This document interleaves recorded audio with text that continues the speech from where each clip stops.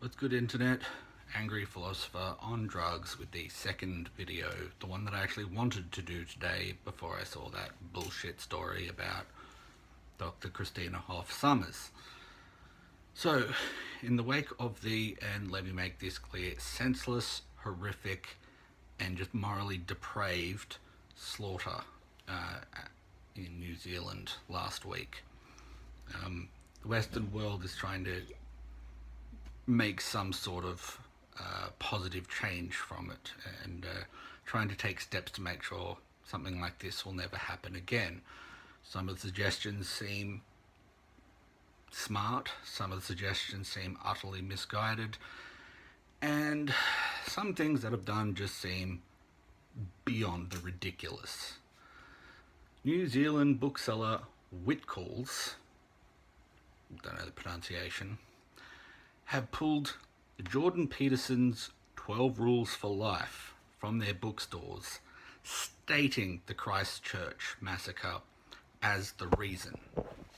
Now, to be clear, this one right here, as you can see, I'm most of the way through it, and unless Dr. Peterson turns into some sort of psychotic, delusional, ranting, white supremacist, murdering scumbag somewhere in the last 3 to 4 rules, I'm a little confused.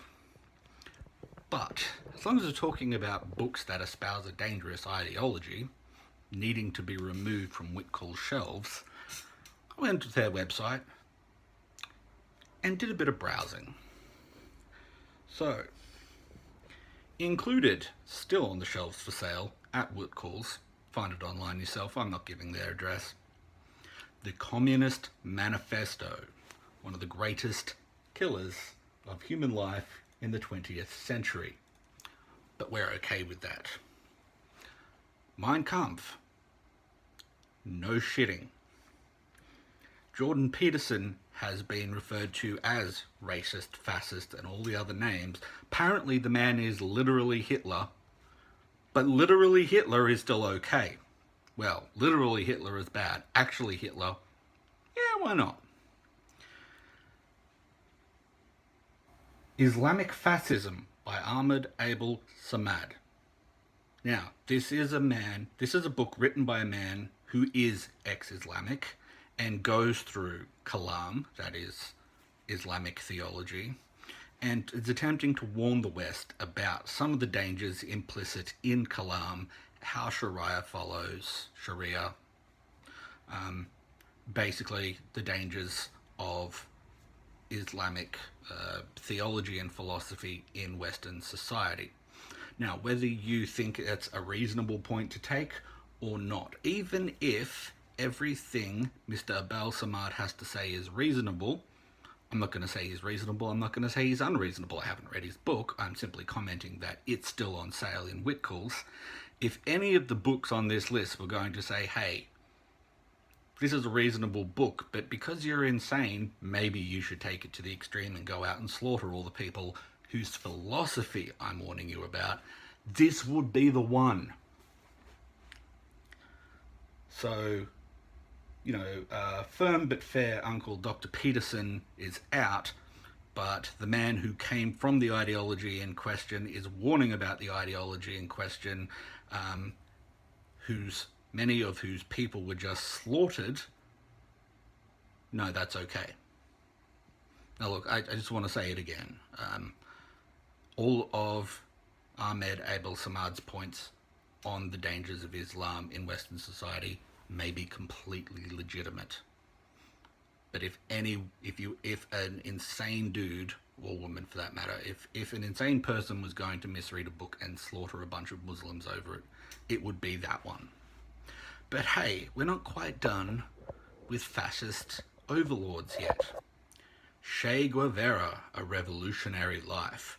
He became a myth in his own lifetime and an international martyr figure upon his death. He was a revolutionary fighter, a military strategist, a social philosopher, an economist, a medical doctor. What happened to do no harm, am I right?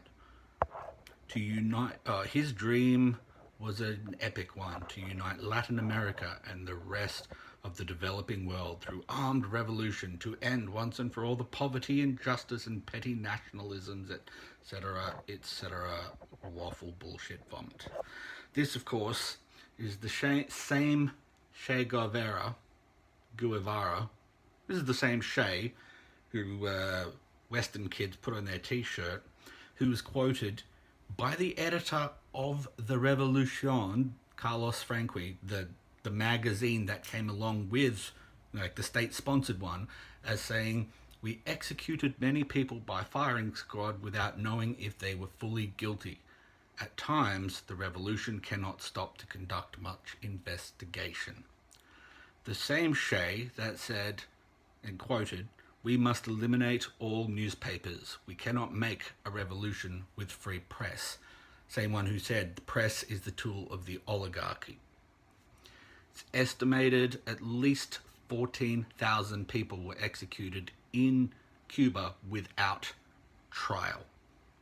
And that's one of the more conservative numbers. There are a number of other quotes associated to Che, but they're not as readily provable, so I'm not going to say them. Fidel Castro, The Declarations of Havana, by Tariq Ali, another book readily for sale at Whitcoulls. In response to the American administration's attempt to isolate Cuba, Fidel Castro delivered a series of speeches designed to radicalize Latin American society.